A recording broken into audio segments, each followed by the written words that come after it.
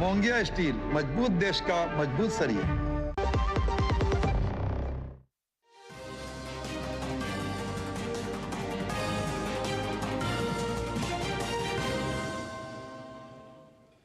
नमस्कार, आप सभी का स्वागत डीडी न्यूज़ पर। आपके साथ मैं हूं मुकुल शर्मा। इस वक्त की बड़ी और अहम खबरें आपके साथ करेंगे साझा, लेकिन सबसे पहले नजर डालते हैं इस वक्त की हेडलाइंस पर।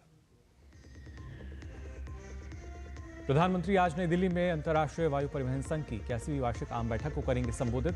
सम्मेलन में विमानन उद्योग से जुड़े प्रमुख मुद्दों पर होगी चर्चा।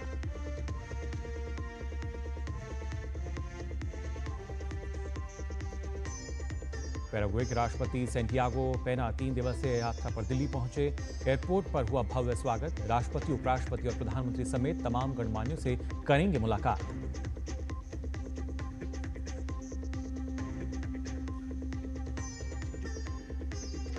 सफलतापूर्वक चल रहा है operation Sindoor outreach. Algeria, Spain, Britain, Liberia और ब्राजील समेत तमाम देशों में सर्वदलीय प्रतिनिधिमंडलों को मिल रहा है व्यापक समर्थन।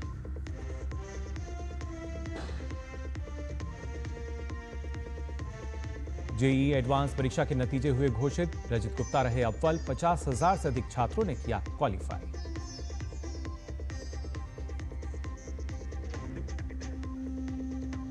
और विश्व शतरंज चैंपियन ली कुकेश की बड़ी जीत। नॉर्वे चेस के छठे दौर में नॉर्वे के दिग्गज और पूर्व विश्व चैंपियन मैग्नस कार्लसन को हराया।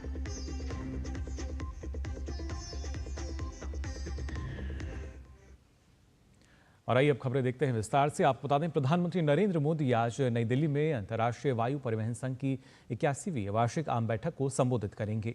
3 जून तक चलने वाले इस सम्मेलन में विमानन उद्योग से जुड़े प्रमुख मुद्दों पर चर्चा होगी। इस सम्मेलन में 1700 से अधिक वैश्विक प्रतिनिधि, सीईओ और नीति निर्माता शामिल होंगे। वैश्विक विमानन क्षेत्र में उभरते कौशल की वजह से पूरे विश्व की निगाहें भारत पर हैं।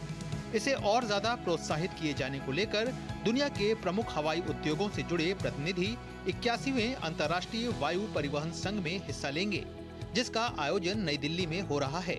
ये 1983 के बाद पहला मौका होगा जब ये भारत में आयोजित हो रहा है। इसकी मेजबानी इंडिगो कर रहा है।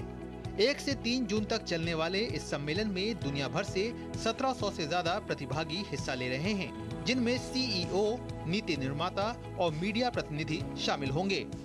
It gives a good foundation, a base on which India to build further and carry on from having been the 4th largest to now becoming the 3rd largest aviation market in the world. I think the trajectory is indeed right. कार्यक्रम में प्रधानमंत्री नरेंद्र मोदी मुख्य वक्ता होंगे, जो वैश्विक विमानन मंच पर भारत की बढ़ती भूमिका को दर्शाता है। वार्षिक आम सभा के बाद आयोजित होने वाला विश्व वायु परिवहन शिखर सम्मेलन विमानन क्षेत्र के भविष्य पर केंद्रित रहेगा, जहां सतत विकास, नवाचार और वैश्विक संपर्क जैसे अहम मुद्दों पर चर्चा होगी। Reference to India, it is now the 3rd largest aviation market in the world. So given all of these developments, the significance of Indian aviation, the emergence of stronger airlines, development of airport infrastructure, it is really opportune that we will have Prime Minister Mr. Narendra Modi delivering the keynote. Bharat का विमानन क्षेत्र तेजी से उड़ान भर रहा है। यह लगभग 3,70,000 लोगों को सीधे रोजगार देता है और $5.6 बिलियन की अर्थव्यवस्था में हिस्सेदारी करता है। पर्यटन और अप्रत्यक्ष प्रभावों को मिलाकर ये आंकड़ा बढ़कर 77 लाख नौकरियों और $53.6 बिलियन का योगदान बन जाता है, जो भारत के सकल घरेलू उत्पाद का 1.5% है। जब वैश्विक विमानन उद्योग अपने भविष्य की दिशा तय कर रहा है, तो दुनिया की निगाहें टिकी है नई दिल्ली पर।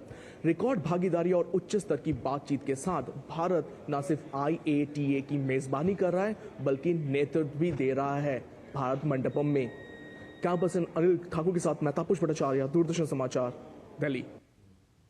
पैराग्वे के राष्ट्रपति सैंटियागो पेना पालासियोस भारत की 3 दिवसीय यात्रा पर नई दिल्ली पहुंच चुके हैं। दिल्ली पहुंचने पर उनका भव्य स्वागत किया गया। अपनी यात्रा के दौरान राष्ट्रपति पेना प्रधानमंत्री नरेंद्र मोदी से मुलाकात करेंगे। दोनों नेता द्विपक्षीय संबंधों के संपूर्ण आयाम की व्यापक समीक्षा करेंगे। इसके बाद राष्ट्रपति पेना राष्ट्रपति द्रौपदी मुर्मू से भी मुलाकात करेंगे। साथ ही उपराष्ट्रपति जगदीप धनखड़ और विदेश मंत्री डॉक्टर एस जयशंकर से भी मुलाकात करेंगे। भारत और पैराग्वे संयुक्त राष्ट्र सुधार, जलवायु परिवर्तन, नवीकरणीय ऊर्जा को बढ़ावा देने और आतंकवाद के खिलाफ लड़ाई सहित कई वैश्विक मुद्दों पर समान विचार साझा करते हैं।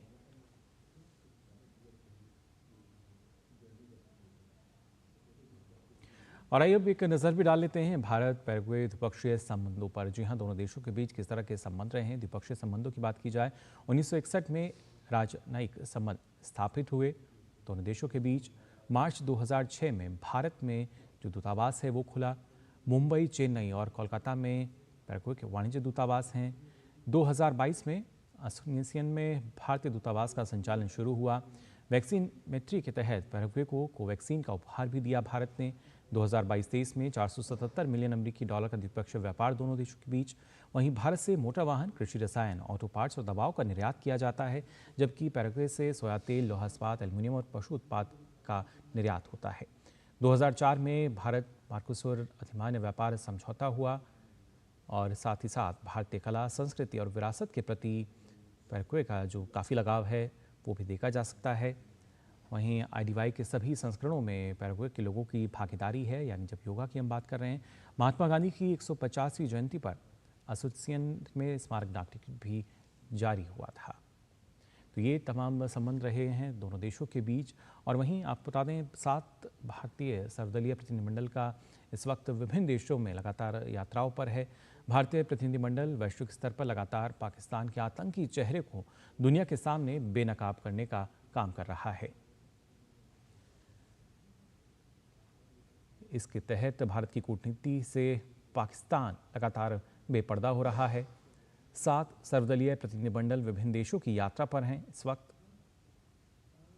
वहीं अगर बात की जाए, कनिमोझी का कहना था, जो कि नेतृत्व कर रही हैं, उनका कहना है कि पाकिस्तान के असली चेहरे को दुनिया के सामने ला रहे हैं।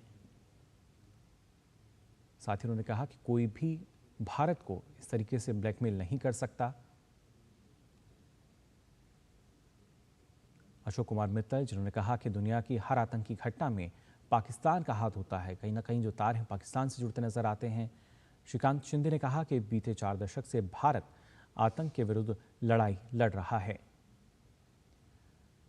पाकिस्तान आतंक फैलाने के लिए धर्म का इस्तेमाल करता है, SS अहलूवालिया ने कहा। ऑपरेशन सिंदूर आउटरीच के तहत अलग अलग देशों की जो यात्रा कर रहे हैं, आतंक के विरुद्ध वैश्विक लड़ाई में दुनिया भारत के साथ बांसी स्वराज का ही कहना।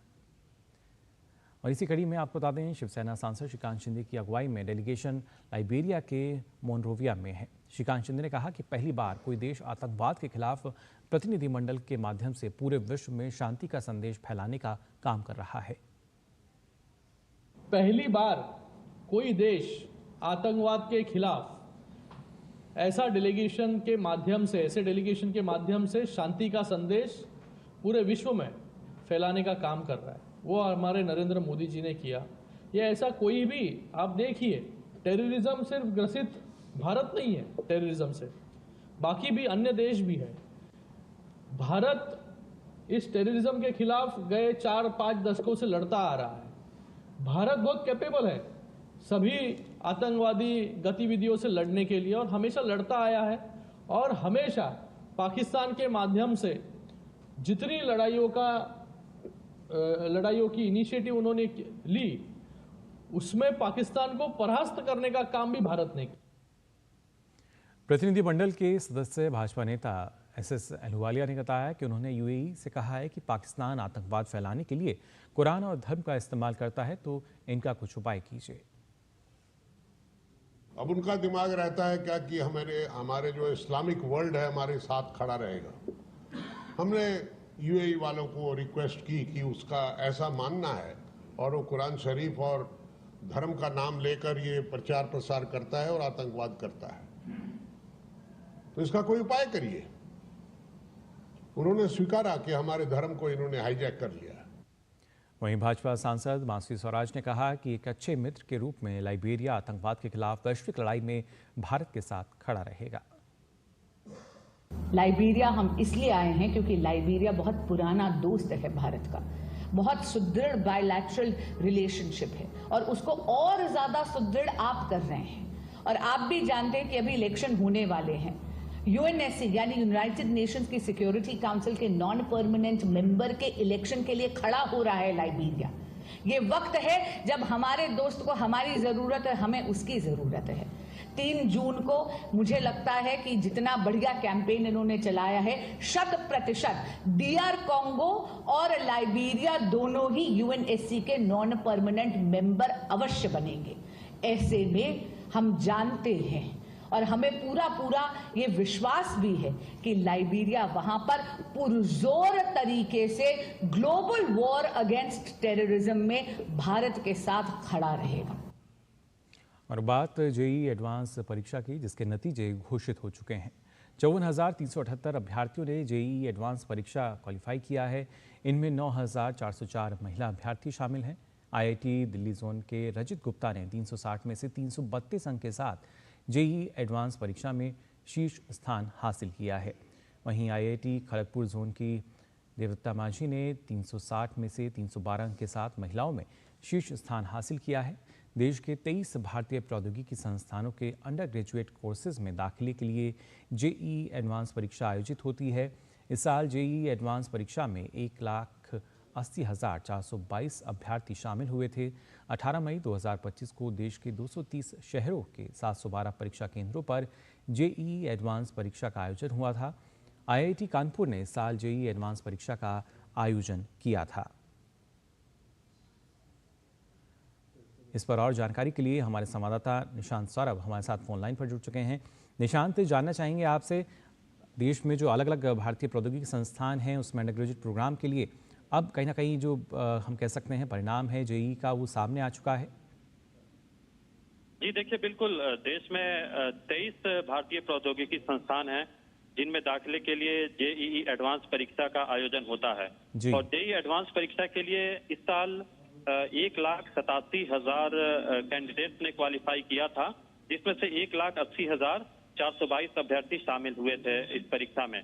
मैं आपको बताना चाहूंगा कि जो एक देश के तमाम इंजीनियरिंग कॉलेज हैं उनमें दाखिले के लिए जेईई मेंस परीक्षा आयोजित होती है, जो कि साल में 2 बार आयोजित होती है, जनवरी और अप्रैल के महीने में। उसमें जो बच्चे शीर्ष रैंक हासिल करते हैं वो जेईई एडवांस के लिए क्वालिफाई करते हैं।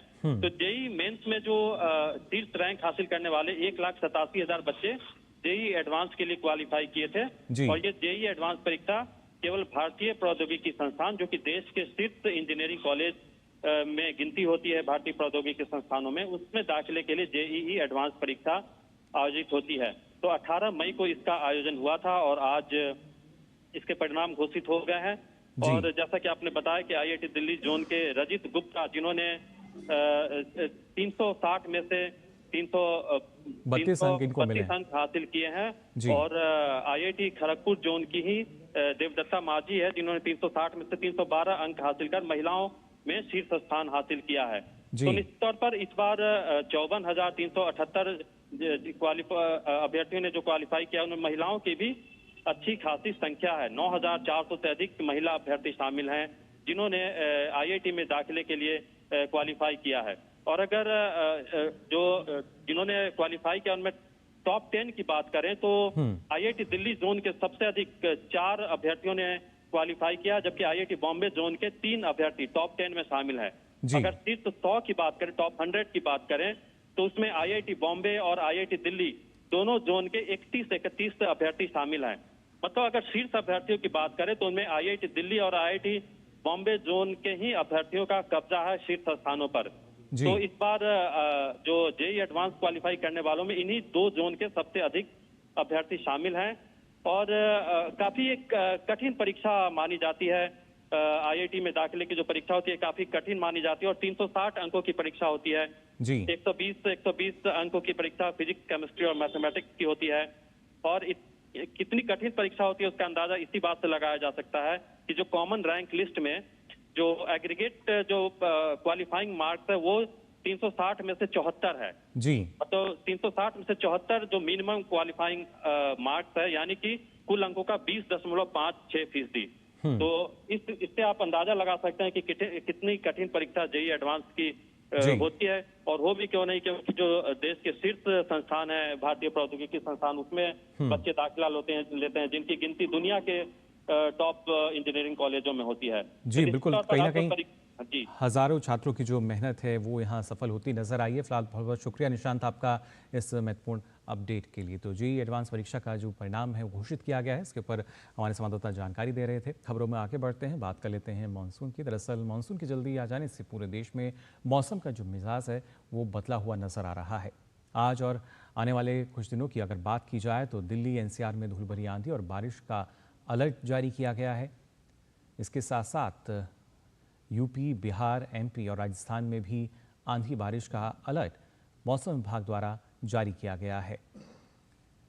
साथ ही आकाशीय बिजली गिरने और ओलावृष्टि की भी संभावना जताई गई है।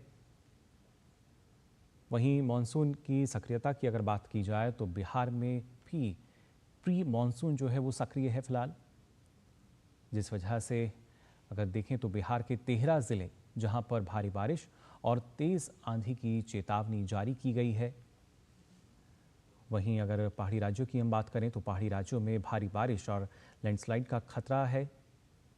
जिस तरीके से लगातार बारिश जो है वो दर्ज की जा रही है, जम्मू कश्मीर, हिमाचल प्रदेश और उत्तराखंड में ये अलर्ट जारी किया गया है। इसके साथ साथ दक्षिण भारत की अगर बात की जाए तो कर्नाटक में इस बार मई के महीने में ही रिकॉर्ड तोड़ बारिश दर्ज की जा चुकी है। साथ ही ओडिशा, तेलंगाना, केरल, तमिलनाडु और में भी यहाँ पे आपको बता दें इन राज्यों में भी भारी बारिश की चेतावनी जारी की गई है मौसम विभाग द्वारा। तो लगातार मौसम का जो मिजाज है वो बदलता हुआ नज़र आ रहा है। देश के अधिकतर ऐसे राज्य जहाँ पे लगातार हम देख पा रहे हैं कि जो बारिश की स्थिति है और उसके साथ साथ मौसम विभाग ने अलर्ट भी जारी किया है। लेकिन खासतौर से पूर्वोत्तर राज्यों की अगर हम बात करें तो यहाँ पर बारिश कहर ढा रही है। दरअसल त्रिपुरा में भारी बारिश के कारण अगरतला शहर के कई हिस्सों में जलभराव देखने को मिला।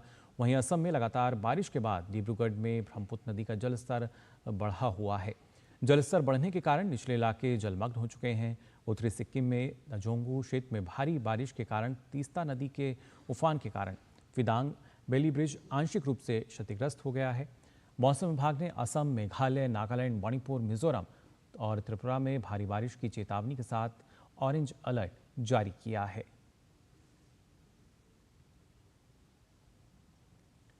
मणिपुर और सिक्किम की अगर बात की जाए तो भारी बारिश के कारण यहाँ पर कई ऐसे इलाके हैं जो कि पूरी तरीके से जलमग्न हो गए हैं, जिस वजह से जो स्थानीय लोग हैं उन्हें यहाँ परेशानियों का सामना करना पड़ रहा है। ऐसे मुश्किल वक्त में भारतीय सेना और असम राइफल्स ने ऑपरेशन जल राहत 2 के दूसरे दिन मणिपुर के इम्फाल पूर्व और इम्फाल पश्चिम जिलों में व्यापक बाढ़ बचाव अभियान जारी रखा, जिसमें वांगखेई, हेगिंग, लामलोंग, खोरई और एहलूब जैसे गंभीर रूप से जलमग्न क्षेत्रों से बच्चों और बुजुर्गों सहित करीब 500 से अधिक नागरिकों को बचाया गया। बचाव कार्यों के लिए सेना के इंजीनियर्स की BAUT इन्फ्लेबल नाव से लैस 10 बाढ़ राहत कॉलम तैनात किए गए थे। बाढ़ को रोकने के लिए अरपति लामखाई के पास टूटी हुई एरल नदी की दीवार पर आपातकालीन मरम्मत की गई। वहीं गृह मंत्री अमित शाह ने बाढ़ प्रभावित राज्यों के मुख्यमंत्रियों से स्थिति के बारे में चर्चा की। उन्होंने मानसून के कारण आई भीषण बाढ़ और भूस्खलन का सामना कर रहे इस क्षेत्र को पूरा सहयोग देने का आश्वासन दिया।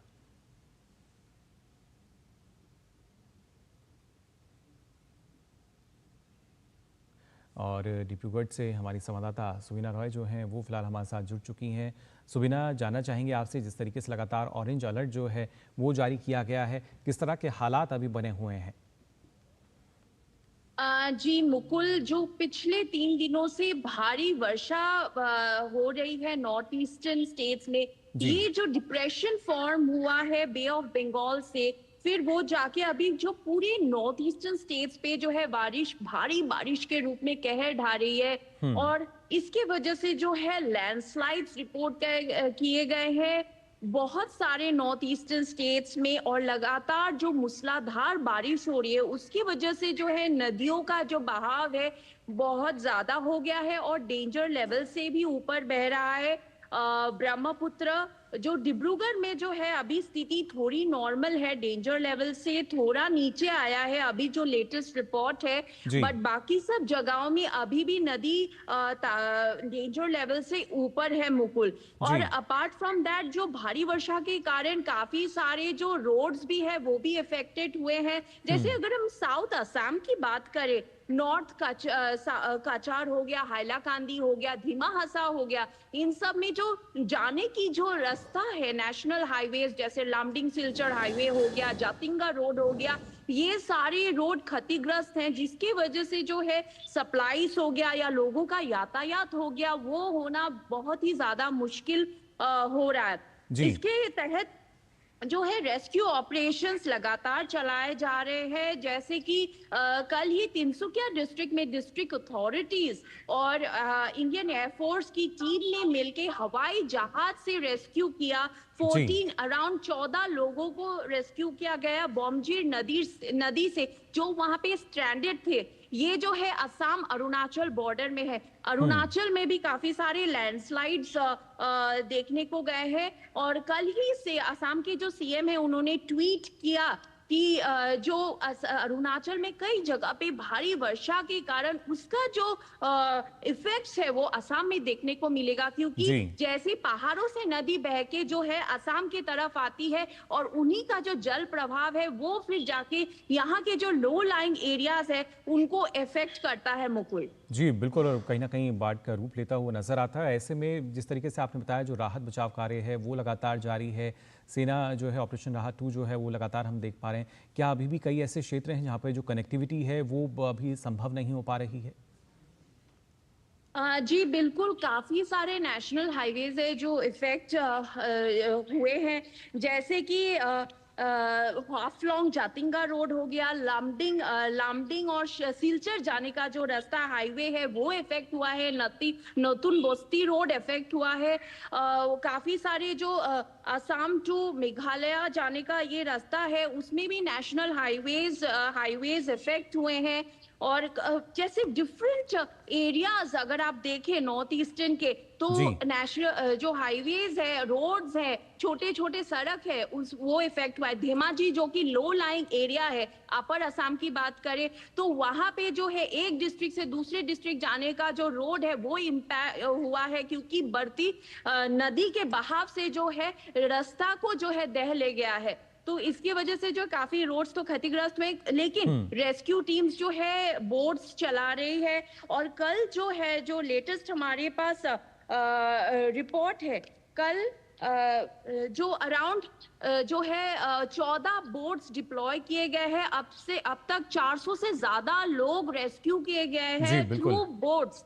एनडीआरएफ और एसडीआरएफ की टीमों ने मिलके, और कल जो है 20 मेडिकल टीम्स थे जो हेल्थ फैसिलिटीज प्रोवाइड कर रहे थे। मुकुल जी, तो लगातार राहत बचाव कार्य जो है वो जारी है, लेकिन इसके साथ साथ कई जिलों में रेड अलर्ट भी जारी किया गया है मौसम विभाग द्वारा। फिलहाल बहुत बहुत शुक्रिया आपका इस अपडेट के लिए सुविना।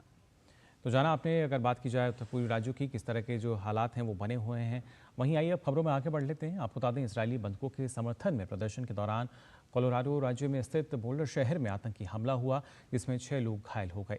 इस घटना को लेकर FBI निदेशक काश पटेल ने कहा है कि कोलोराडो में इस्राइल समर्थक यहूदी विरोध प्रदर्शन पर आतंकवादी हमला हुआ है। प्रारंभिक रिपोर्ट से पता चला है कि मोलोटोव कॉकटेल का इस्तेमाल किया गया था और बच्चे सहित 6 लोग इस दौरान घायल हुए। इस हमले पर कांग्रेस सांसद शशि थरूर ने अपनी प्रतिक्रिया देते हुए सोशल मीडिया प्लेटफॉर्म X पर लिखा है कि बोल्डर के कोलोराडो में हुए आतंकी हमले के बारे में जानकर चिंता हुई। हमें राहत है कि इसमें किसी की जान नहीं गई। हम सभी विदेश मंत्री के साथ हैं। और वहीं इस्तांबुल में प्रस्तावित रूस यूक्रेन वार्ता से पहले यूक्रेन ने रूस पर बड़ा ड्रोन हमला करके उसके 40 से अधिक सैन्य विमानों को निशाना बनाया। यूक्रेन की सुरक्षा एजेंसी के अधिकारियों ने दावा किया है कि यूक्रेन की सेना ने रूस की Tu-95 और Tu-22 बम वर्षकों सहित अन्य युद्धको विमानों को तबाह कर दिया। ये ड्रोन हमला रूस पर किया गया अब तक का सबसे बड़ा हमला बताया जा रहा है। वहीं मॉस्को ने यूक्रेनी हमलों को आतंकवादी कृत्य करार दिया। जापान में भूकंप के तेज झटके महसूस किए गए। रिएक्टर पैमाने पर भूकंप की तीव्रता 6.0 मापी गई। यह भूकंप 20 किलोमीटर की गहराई पर आया। आपको बता दें कि 31 मई को भी जापान के हुआकाइडो में 6.1 तीव्रता का भूकंप आया था, जिसकी गहराई भी 20 किलोमीटर पर ही थी और भूकंप का केंद्र हुआकाइडो के पूर्वी तट पर था। और खबर खेल जगत से आपको बता दें, नॉर्वे चेस के छठे दौर में विश्व शतरंज चैंपियन डी गुकेश ने नॉर्वे के दिग्गज और पूर्व विश्व चैंपियन मैग्नस कार्लसन को हरा दिया। ये गुकेश की कार्लसन के खिलाफ पहले ओवर द बोर्ड क्लासिकल जीत है। गुकेश के लिए एक कमबैक जीत रही। प्रतियोगिता के पहले दौर में काले मोहरों से खेलते हुए गुकेश को कार्लसन के खिलाफ हार का सामना करना पड़ा था। पंजाब किंग्स ने आईपीएल फाइनल में अपनी जगह बना ली है, जहां कल उसका सामना रॉयल चैलेंजर्स बेंगलुरु से होगा। क्वालीफायर 2 में पंजाब किंग्स ने मुंबई इंडियंस को 5 विकेट से हरा दिया। मुंबई को दिए 204 रन के लक्ष्य को पंजाब की टीम ने 19 ओवर में 5 विकेट खोकर हासिल कर लिया। पंजाब के लिए कप्तान श्रेयस अय्यर ने सर्वाधिक 87 रन बनाए। इससे पहले मुंबई की अगर बात की जाए तो मुंबई ने बल्लेबाजी करते हुए 20 ओवर में 6 विकेट पर 203 रन बनाए। मुंबई की ओर से तिलक वर्मा और सूर्य कुमार यादव ने 44 रन बनाए। तो फिलहाल के लिए इस बुलेटिन में बस इतना ही, लेकिन देश और दुनिया की तमाम खबरों के लिए आप देखते रहिए डीडी न्यूज़। मुझे दीजिए अनुमति। नमस्कार।